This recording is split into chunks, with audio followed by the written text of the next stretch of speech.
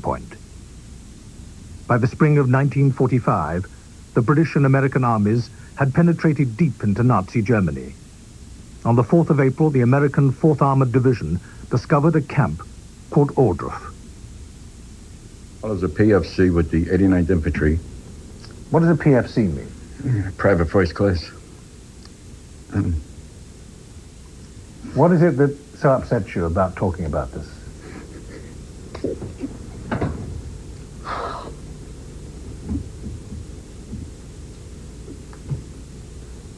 Michael, what is it that so upsets you about this? Is it the images you saw? Why did it so upset you after 50 years? Just so long ago. Oh.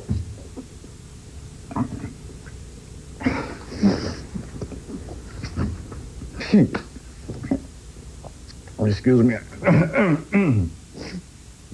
I've got to get started into this. I was with the 314th Engineer Combat Battalion.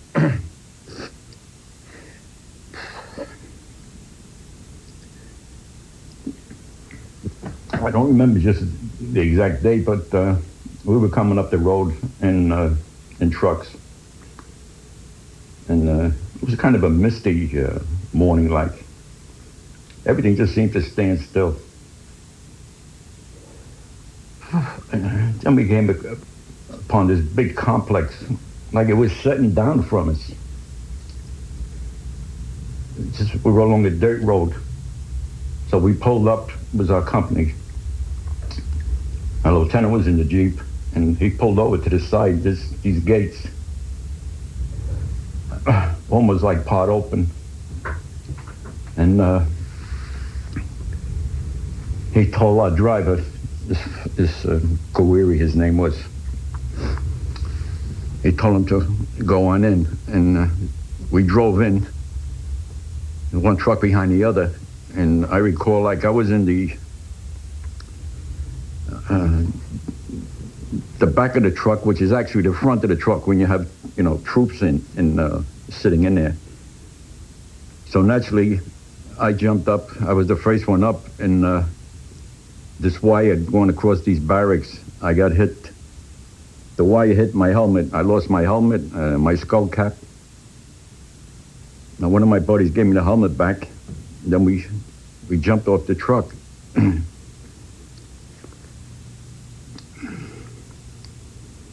And our sergeant, he says to check these barracks out. So naturally, we jumped off and we started going outside this here. These barracks were set up like in a perimeter. And then as you're walking, you look between these barracks and you stop. And I said, like, what's that? And naturally, we were still like at the ready.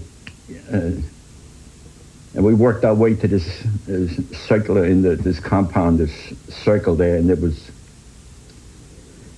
was dead people.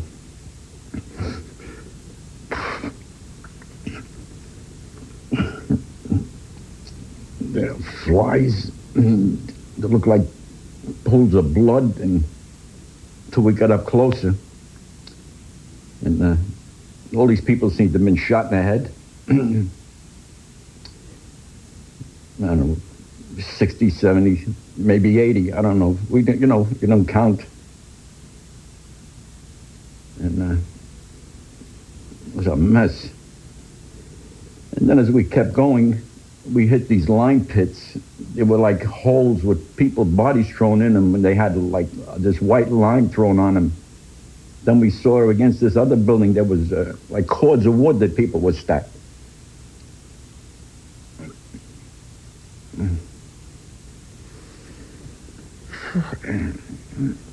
It made you mad.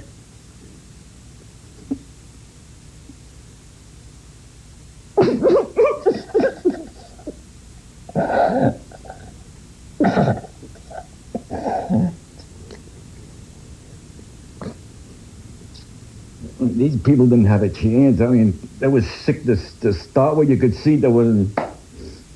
All you seen was bones and skulls and eyes ready to pop out, and they were shot in the head, behind the head, in the front, in the temple. It kind of galls you. You'd like... I've seen a lot of guys cry.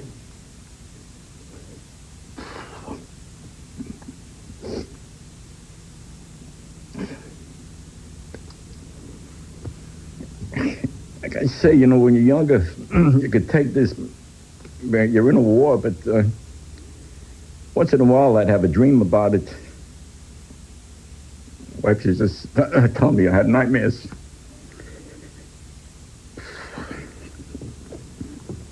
She said I used to curse in my dreams. And I would never tell her just what it was.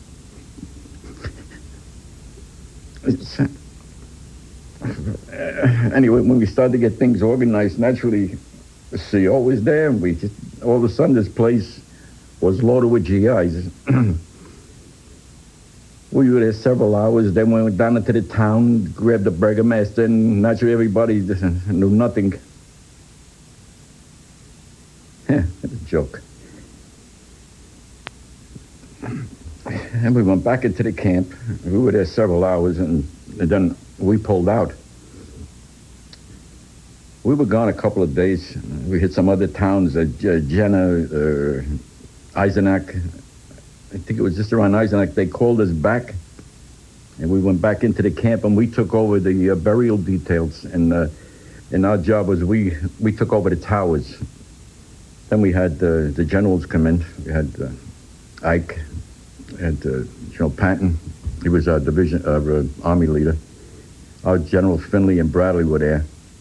In fact, General Patton was reciting the alphabet his way, and I remember Ike telling him to simmer down, George, simmer down. I know, because I was standing right next to him when they were interviewing this gentleman that was a prisoner, and he was explaining the gallows to them, how they used to hang him over there. It's really, I think people shouldn't forget. You got to make sure these things never happen again. You got to stop things before they even get started. The poor people. You know, you take a GI, you're fighting in a war. You know, you don't want to see anybody hurt or killed, especially your own kind. But you're in a war for a reason. That was one of the reasons. They were barbaric.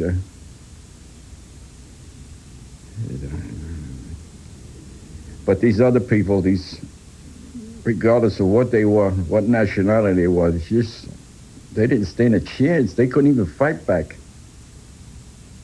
I think if you put 10 or 15 of those bodies together, what I saw, if you got 150 pounds out of them, you got a lot, because they were just bones and all. I seen when they were trying to pick them up to bury them, that it just fall apart.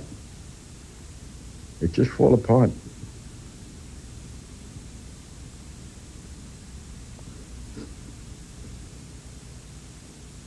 Sorry I broke down like that. I think it was important you told your story.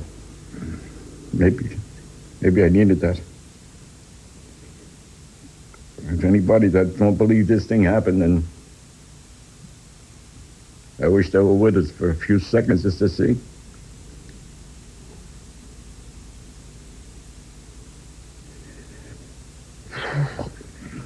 Yeah, I feel better now.